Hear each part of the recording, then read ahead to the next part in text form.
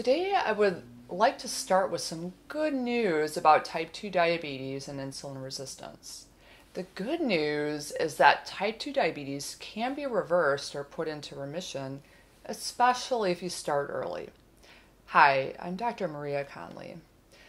Research suggests that you're more likely to reverse diabetes if you significantly lower your carbohydrate intake within 2 years of your diabetes diagnosis. If you stop the twin cycle of fatty liver and fatty pancreas early in the process, you could potentially prevent permanent damage to the insulin-producing beta cells of the pancreas.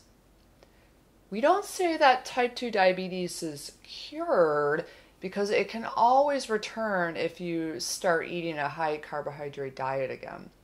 Rather, the goal is reversal or remission of type 2 diabetes. The most effective, natural, and cheapest way to treat type 2 diabetes is by reducing your overall carbohydrate intake. Dietary carbohydrate restriction has the greatest effect on decreasing blood glucose levels. And this makes sense because type 2 diabetes is a defect in our body's response to food, especially to carbohydrates. When you eat a lot of carbohydrates, you stimulate the release of insulin, which promotes fat storage in the body. In fact, research has shown that a low carbohydrate diet can improve diabetes control independent of weight loss. So as soon as you find out that you have any of the following: fatty liver, prediabetes, or diabetes, the best thing that you can do is to lower your carbohydrate intake immediately. Low-carb diets are safe, easy to follow, and have been used for decades to treat type 2 diabetes. Before we had medication, type 2 diabetes was treated with a low-carbohydrate diet. So the food that we eat contains 3 macronutrients: carbohydrates, protein, and fat. Carbohydrates are the most dangerous because they trigger insulin release from the pancreas, and over time, excess carbs cause insulin resistance, fatty liver, fatty pancreas, and finally type 2 diabetes. A low-carb diet tends to be higher in fat because you replace some of your carbohydrates with fat. Research shows that lowering carbohydrate intake is the only dietary strategy that effectively treats type 2 diabetes. So the question becomes, how low do you want to go? Well, a low carbohydrate diet is a diet consisting of less than 30% carbohydrates. A very low calorie diet means that all macronutrients are reduced, including carbohydrates.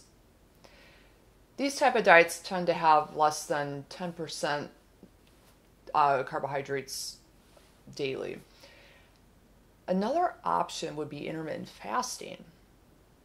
So the key is finding a diet that you like, which lowers your carbohydrate intake to less than 30% of your total daily macronutrient intake at a minimum. An example of a low carbohydrate diet that has been shown to reduce cardiovascular risk and improve diabetes control is the Mediterranean diet. Some tips to remember when starting a low carbohydrate diet. So first of all, you want to track your carbohydrates, not your calories. As you replace your carbohydrates with fat, you will feel more full, and it will usually be easier to stop eating because fats tend to induce more satiety than carbohydrates.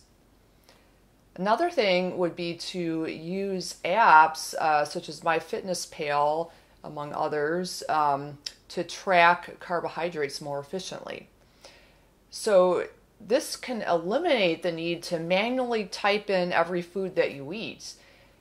Now you can just scan the barcode on the food that you're eating, and the program will automatically identify the name of your food and its macronutrient breakdown, which means the percent of calories in the food that are derived from fat, carbohydrates, and protein.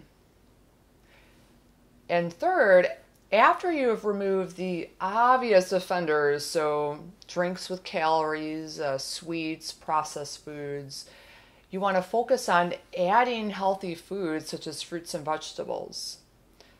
Personally, I find it a little bit easier to add healthy foods than to always be thinking about foods to take away from my diet. So high yield additions to your diet would include at least 5 servings daily of fruit and vegetables. To help visualize the size of one serving of fruit or vegetables, you can think of one serving as 1 cup full of fruit, or the amount of a vegetable that would equal the size of a tennis ball if the vegetable was all packed together, or the amount of fruit that would fit in the palm of your hand. Remember that type 2 diabetes is a dietary disease that should be first treated with diet. Specifically, the disease occurs when our body is no longer able to process these excess carbohydrates that we're eating. Why not go to the root of the problem and cut the amount of carbohydrates entering your body in the first place? Thank you for listening. I hope that this has been helpful for you.